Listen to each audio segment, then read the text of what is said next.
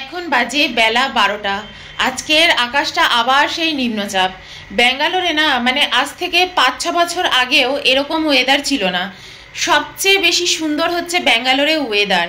আর এখন এই 5 বছর 6 বছর আমি যা ওয়েদার দেখছি ব্যাঙ্গালোরে, মানে বলে বোঝাতে পারবো না, এত বাজে। মানে সবসময় একটা নিম্নচাপ, সবসময় বৃষ্টি হচ্ছে, সবসময় একটা বাজে ঘোলাটে ড্রাইনেস। এই সব কিছু আমি এই 5-6 বছর ধরেই দেখছি।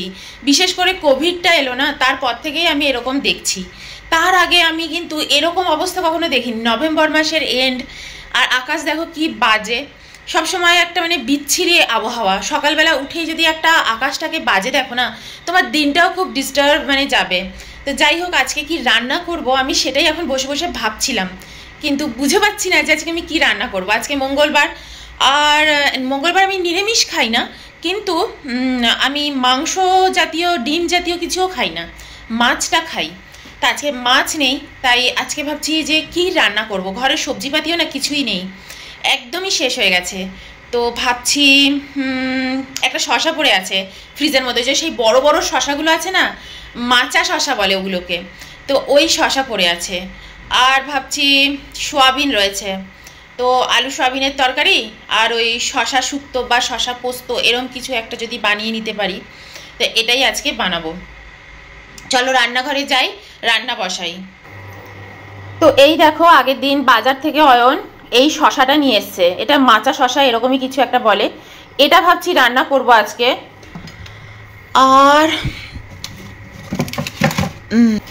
এই হচ্ছে সয়াবিন, এই রান্না করব ভাবছি। তো সয়াবিনটা ভাবছি আলু দিয়ে রান্না করব, আর একটুখানি মাংসের মতন করেই করব। বেশ একটু পেঁয়াজ রসুন দিয়ে সুন্দর করে বেশ মাখা মাখাও করতে পারি, ঝোলও করতে পারি, তো ওরকম করব। আর আজকের ওয়েদারটাও যেরকম রয়েছে না, একদম মেঘলা ওয়েদার, এরকম বেশ একটু কষা কষা সোয়াবিন, বেশ রগরগা ঝোল, এরকম ভালো লাগবে।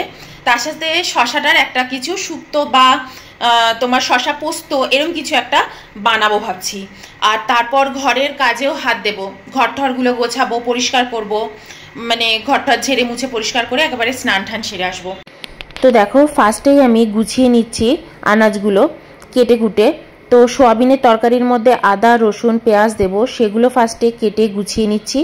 ঘরে টমেটো নেই, তো দেখলাম চেরি টমেটো পড়ে রয়েছে, সেগুলোই দিয়ে দেব। আর এদিকে আদা রসুনটা কেটে নিয়ে তারপর আমি শশাটা কাটবো। এইভাবেই আমি আস্তে আস্তে এগিয়ে নিচ্ছি। শশাটা ভাবছি আজকে শশা পোস্ত করব। আর শশাটা দেখো, এই যে এরকম বড় বড় শশা তোমরা কি কলকাতায় দেখতে পাও? আমি তো কলকাতায় থাকাকালীন কোনোদিনও দেখিনি। এটা আমি এই সাউথ ইন্ডিয়াতে এসেই এই ধরনের মাচা শশা দেখেছি। তো দেখো, ভিতরটা কিন্তু খুব সুন্দর রয়েছে। 1 সপ্তাহ আগে আনা হয়েছিল, ফ্রিজেই পড়েছিল। তো ফার্স্টে আমি আগে শশাটা কেটে নিই। আর এই দেখো, এখানে আমি পেঁয়াজ রসুন আদা চেরি টমেটো সমস্ত কিছু গুছিয়ে নিয়েছি সোয়াবিনের তরকারির জন্য। আর এই যে এখানে আমি শশাটাও কেটে গুছিয়ে নিলাম।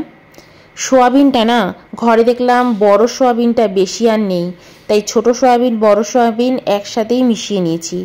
গরম জলে ভিজিয়ে রাখবো, আর গরম জলটা কিন্তু ফেলে দেব, ওটা কিন্তু আর ইউজ করব না, ওটা সোয়াবিনটা নিগড়ে নিয়ে রেখে দেব।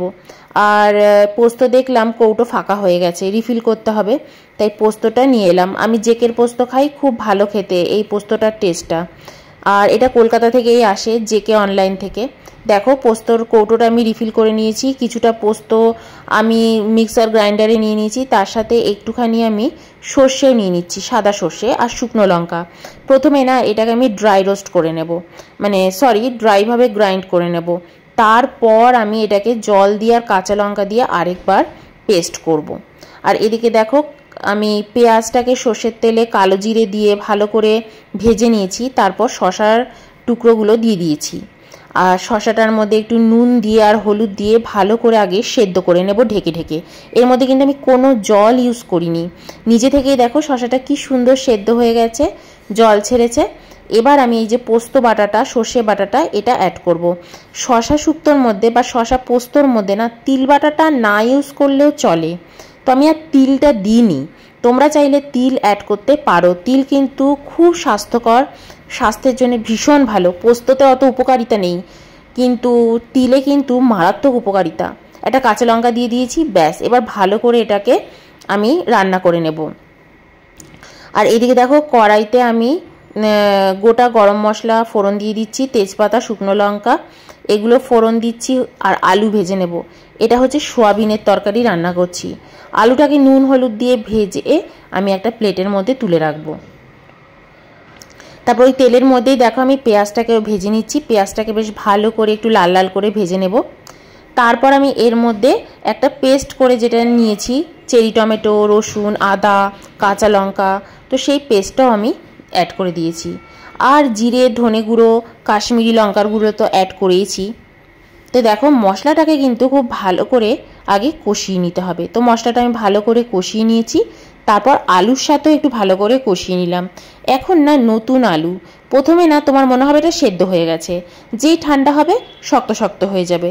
তো আমি এই জন্য ভালো করে সেদ্ধ করে নিয়েছি আর খুন্তি দিয়ে একেবারে কেটে কেটে দেখেও নিয়েছি যে ভালো করে সেদ্ধ হয়েছে কিনা। তো আমি এর মধ্যে একটু নুন মিষ্টি সব কিছু কিন্তু কষানোর সময় অ্যাড করে দিয়েছি। আর দই আর অ্যাড করিনি, তোমরা যদি পারো দই অ্যাড করো, খুব ভালো লাগে খেতে।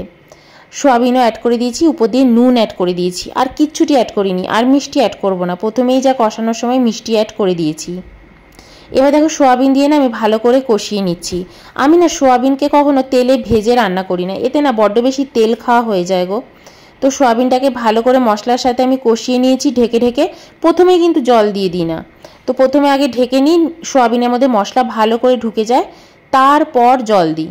তো লাস্টে ঘি আর গরম মশলার গুঁড়ো অ্যাড করে দিয়েছি। তো এই দেখো আলটিমেটলি আমার সোয়াবিনের তরকারি, আর এই হচ্ছে গরমা গরম কোলাম ভাত, আর এই হচ্ছে শশা পোস্ত। তো চলো বাই।